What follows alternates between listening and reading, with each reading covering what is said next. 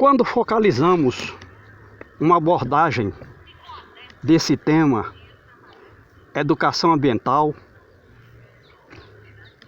nos valemos de um cabedal de dados comparativos, desde o conhecimento empírico da vivência, da observação, chegando ao conhecimento empírico resultante de aplicação em pesquisas no próprio meio, buscando com oficinas as respostas que justifiquem enunciados e teses.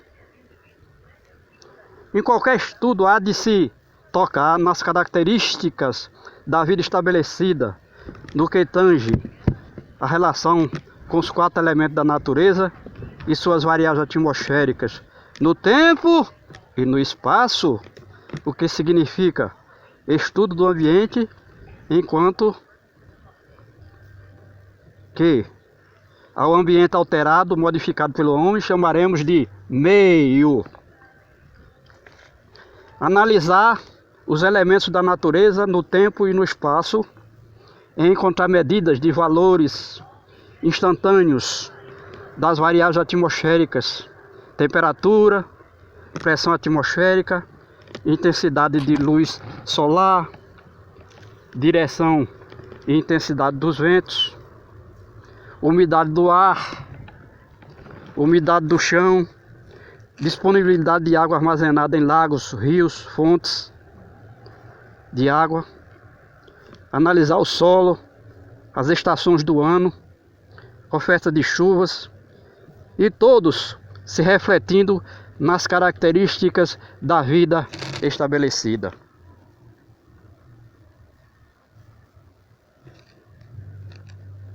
Vê a cobertura vegetal natural como sendo autótrofa, ou seja, que converte os elementos da natureza em massa orgânica vegetal e assim sustenta as outras formas de vida, e comprometida com o equilíbrio do clima, goza da nomeação de 5º elemento da natureza.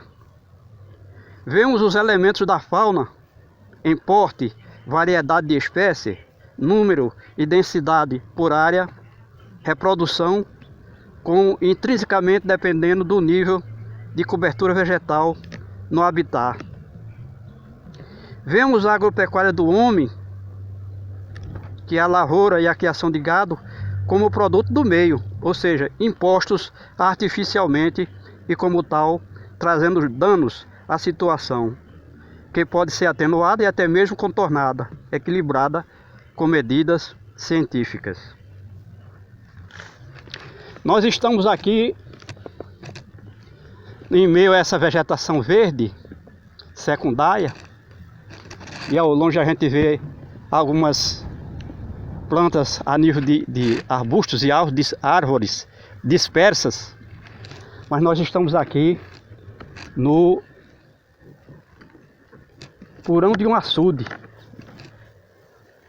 A gente está vendo aqui a parede coberta de vegetação, e embora a gente não consiga chegar mais à frente, esse açude torou a parede nesse ano de 2022.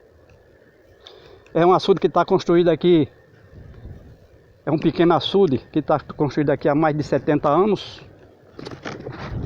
E agora, depois de tanto tempo, a parede arromba, tora. Aí alguém poderia pensar, é excesso de chuvas. Aí estaria contradizendo aqui o clima, já que quando esse açude foi construído, o volume de chuva que caía aqui era muito maior do que é hoje. Enquanto que naquele tempo o fenômeno La Nina trazia 1.100 milímetros de chuvas por ano, esse ano trouxe 800 milímetros, ou seja, muito menos. Enquanto que há 70 anos El Niño trazia 400 milímetros de chuvas ao ano, agora traz 200 ou menos, 200 milímetros ou menos por ano. E nós que somos dessa área, fomos entender isso através de pesquisa. O que acontece é que essa parede de terra antiga, ela vem se desgastando pela erosão das chuvas, já que é uma areia que não tem muita consistência, a pressão da água da chuva, e ela foi baixando. Digamos que a crista que a gente está vendo aí esteja a 3 metros daqui de onde nós estamos. Então ela existiu aí com mais de 1 metro acima dessa crista que está ali.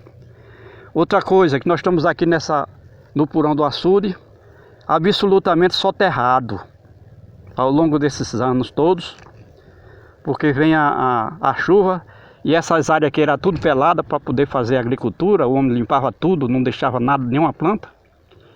Então a erosão era extraordinária. E a gente vê que é uma bacia, os altos, e toda essa água da chuva vinha arrastando esse material, terra, plantas secas, galhos secos de plantas, folhas, para cá. E foi assoterrando. E hoje a gente vê aqui onde nós estamos, é praticamente a parte mais profunda, exceto ali onde a gente está vendo o pequeno lago que ainda restou. Então, isso aqui já deve ter no mínimo 1 metro de espessura de assoreamento. E todos esses fatores que a gente citou, tanto o desgaste da parede, quanto o assoreamento do Purão, concorreu para que qualquer chuvinha forçasse por pressão a parede. E a gente sabe que um dos fatores que concorre também para isso é o sangradouro, que foi feito também há 70 anos, que era para dar a drenagem, dar a vazão ao excesso de água que entrava na parede. E o sangrador também foi estreitando com o assoreamento. Então o que aconteceu é que aqui, mesmo não tendo sangrado esse açude, a água não chegou ao açude porque a parede estourou antes que a água transbordasse pelo sangradouro. É provável até que também a parede esteja cheia de formigueiros, essa parede de terra, furando a parede de um lado para outro, de modo que a água foi penetrando, se infiltrando na parede de terra e finalmente arrombou a parede, torou e 90% da água foi embora. Então o que resta aí, esse pequeno lago que está aqui no fundo do Purão, não chega a 5 milímetros da chuva, do volume de chuva que caiu aqui nessa bacia hidrográfica. E a gente sabe também que pelo fato de haver essa grande porcentagem de plantas densas, a densidade de planta muito alta, muita água da chuva não chegou aqui no açude, porque ficou presa tanto no terreno quanto nas plantas, na cobertura vegetal que existiu aqui. A partir das primeiras chuvas, já essas plantas todas, as sementes germinaram, as plantas cresceram. Um mês depois que a chuva começou, já essa planta estava numa altura dessa que a gente está vendo aí, e nessa mesma densidade. De lá para cá, mesmo chovendo, já não tem espaço para nascer plantas, porque existe concorrência das plantas com relação ao espaço do solo, com relação à ventilação, com relação a outros elementos, por exemplo, como a capacidade de absorção do solo. Mas uma coisa nós sabemos também, que essas plantas concorreram para manter a umidade do solo permanente durante todo o período das chuvas que nós tivemos aqui em 2022. E isso naturalmente seria positivo para fazer com que toda a água da chuva precipitada nesse terreno escorresse para cá. Então são fatores que a gente leva em conta, porque as pessoas daqui, as pessoas do campo, vamos dizer assim, não têm essa vivência, essa capacidade de entender o que é que aconteceu para que esse açude com mais de 70 anos de existência somente agora arrombasse, torasse a parede como se fosse excesso de água. E na realidade não era excesso de água nem excesso de chuvas.